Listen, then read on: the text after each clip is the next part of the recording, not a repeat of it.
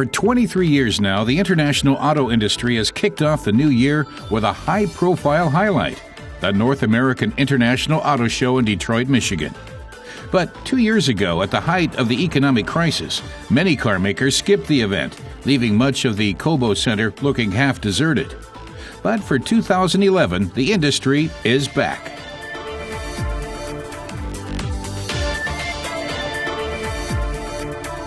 Detroit Auto Show is very important as a platform to communicate our new products and our business strategies to a very big American audience.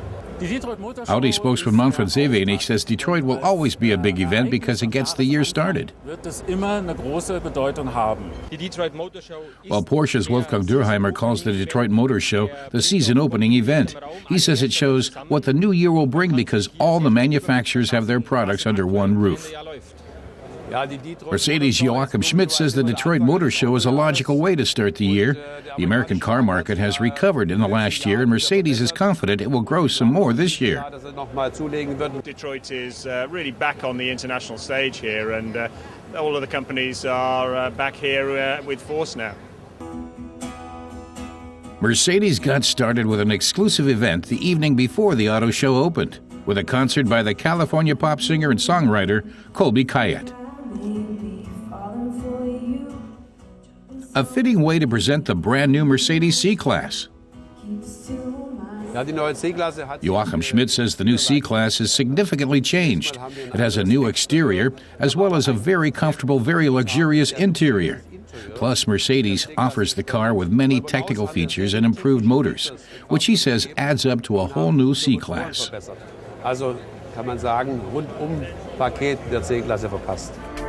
The changes are aimed at continuing the success that the C-Class has enjoyed since its introduction in 1982. Over the years, Mercedes has sold some 8.4 million units. Audi has its new revamped A6 on display. The popular executive class model now boasts a new look. For the designers, a task tantamount to squaring the circle, given the goal of ensuring worldwide appeal for the A6.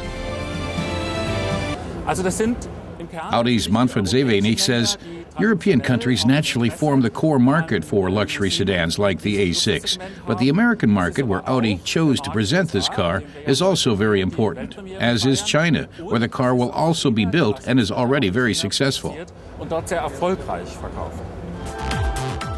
To make sure the A6 offers more than just a new look, Audi worked on making the car more efficient.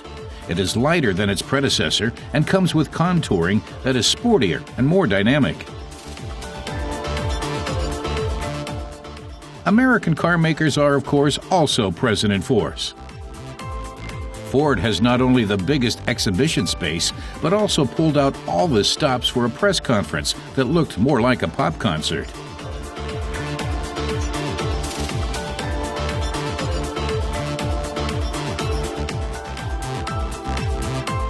Among the 40 cars making their world premieres is the Chrysler 300. In Europe, it will be sold as a Lancia. Another premiere, the M version of BMW's 1 Series Coupe. Porsche is back in Detroit too, after a hiatus of several years. For 2011, the German sports car maker is presenting something truly special, a hybrid race car. It's the 918 RSR, derived from the 918 Spider, says Wolfgang Dürheimer. A sensational car powered by the same drive technology that Porsche successfully put in the 911 GT3 R Hybrid and ran on racetracks around the world last year. That technology uses a flywheel to store energy. Power recovered during braking is stored in a flywheel spinning at very high speed. The driver can push a button to use that extra power to briefly boost total power from 414 kilowatt to a whopping 564 kilowatt.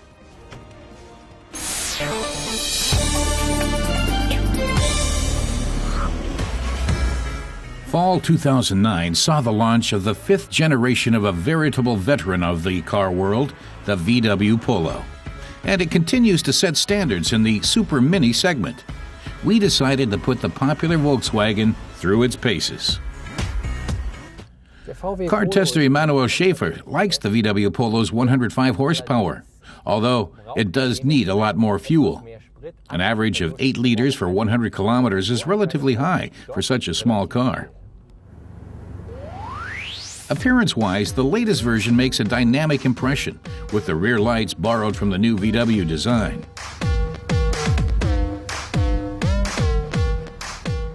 The sporty wing mirrors also stand out. The front now bears a closer resemblance to its big brothers, the Golf and the Passat, as VW seeks to consolidate its new brand identity.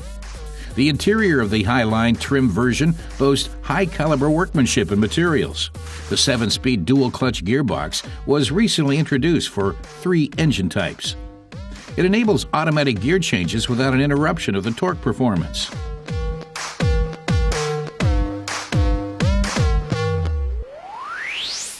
Power windows, central locking, and electric power mirrors are all standard features.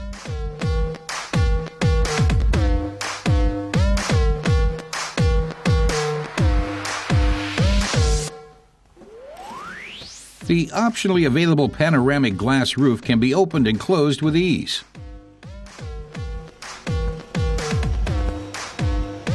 The likewise optional bi-xenon headlights with LED daytime driving lights ensure top vision and visibility at all times. The optional radio navigation system has convenience touchscreen operation, says our tester. You can also plug in your iPod, iPhone, or other MP3 players for comfortable listening pleasure. But there are other winning features as well. Volkswagen first introduced the dual-clutch transmission in 2003. Now it's finally become available for the Polo.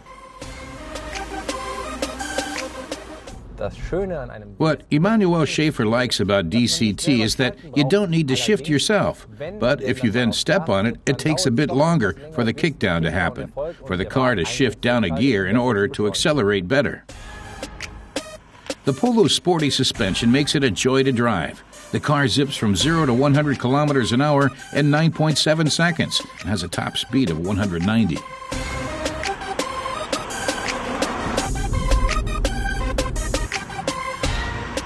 The version we tested has an official fuel economy rating of just 5.3 liters of premium unleaded for 100 kilometers.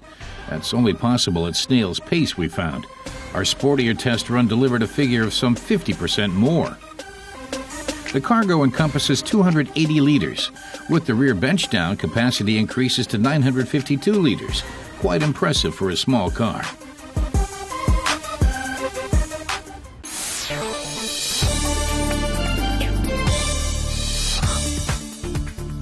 Audi has expanded its dynamic RS series. The new model, the RS3 Sportback, is powered by a 2.5-liter 5-cylinder turbo engine generating 250 kilowatts of power and 450 newton-meters of torque. The newcomer will go on sale in Germany for just under 50,000 euros. Ford has unveiled a new concept car, the Vertrek. The compact SUV was created using the carmaker's newly developed C-segment architecture, which also provides the basis for the new Ford Focus. The company has yet to reveal if and when the Vertrek will actually hit the market.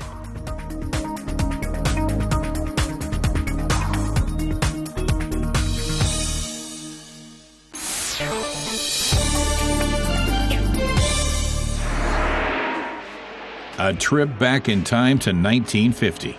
The very first Formula One race in history, won by Giuseppe Farina and his Alfa Romeo. The first pole, first victory, and first world champion. Events like this are part of Alfa Romeo's glorious motoring heritage.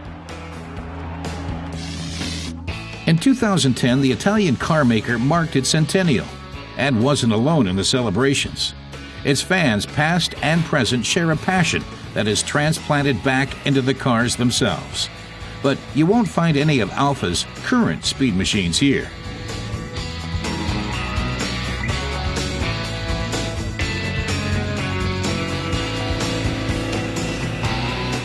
They all have something in common. There's a blood inside that really makes it Alfa Romeo. The vintage legends of yesteryear, lovingly restored from steering wheel to axle and ready to race. On request, Dunlop Motorsport will make faithful replicas of the original tires to round off that authentic feel at the wheel. You have sometimes strange phone calls from somebody speaking with a strong Italian accent, but has my very good English accent, as you say, and asking us, hey, my Alfa Romeo needs some tires. What can I do? And we check in our catalog, we check if we can plan our factory, and we try to make as much as possible what the customer wants, exactly as it was when the car was new. Alessandro Carrara is one such enthusiast. He fell in love with his Spider Prototipo at the age of 14 and dreamed of Daytona and the Italian endurance race Targa Florio. Today, he's the proud owner of the vintage 1968 Alfa.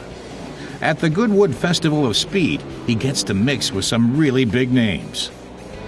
I made a couple of runs yesterday. I enjoy a lot because it's fantastic to see so many people looking at you, because it's not a race, of course, but the issue is that you see people looking at you, and it's really, really fantastic. I see people like Jake Stuber and Derek Bell, exactly like I am. I'm not the winner of 24-hour Le Mans, but in this particular period of time, I am exactly like them. There's an inseparable link between the history of the motor car and the tire. John Boyd Dunlop developed the first air-filled tire in 1888. The first races were hair-raising and extremely dangerous. Things then steadily improved on the safety front, however. Whether the Le Mans, Mille Miglia, or in Formula One, tire maker Dunlop was from the outset at the vanguard of groundbreaking developments, as motorsport pioneered one new tire technology after the next. So how do the old-school tires perform by today's standards? In fact, the tires are made exactly as they were made 50, 60, 70 years ago. They are made on some equipment that I have never seen anywhere, and I think they are unique equipment in the world. We make these tires on wooden drums made of wood, and that is something I think never seen anywhere else. There's nothing like traditional workmanship.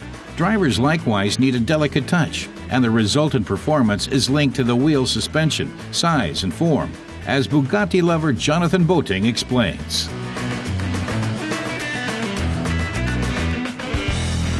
They're very thin, but that makes it a very lively drive. It means that even at low speed you can start to drift it, which makes it fun to watch. So if as a spectator you see this car coming, it may not look very fast, but as soon as you get onto the corner, particularly if it's a reverse camber like Molecombe, the car goes very light, but you can dance with it. It's a very, very light vehicle, very good fun to drive, very easy to drive it.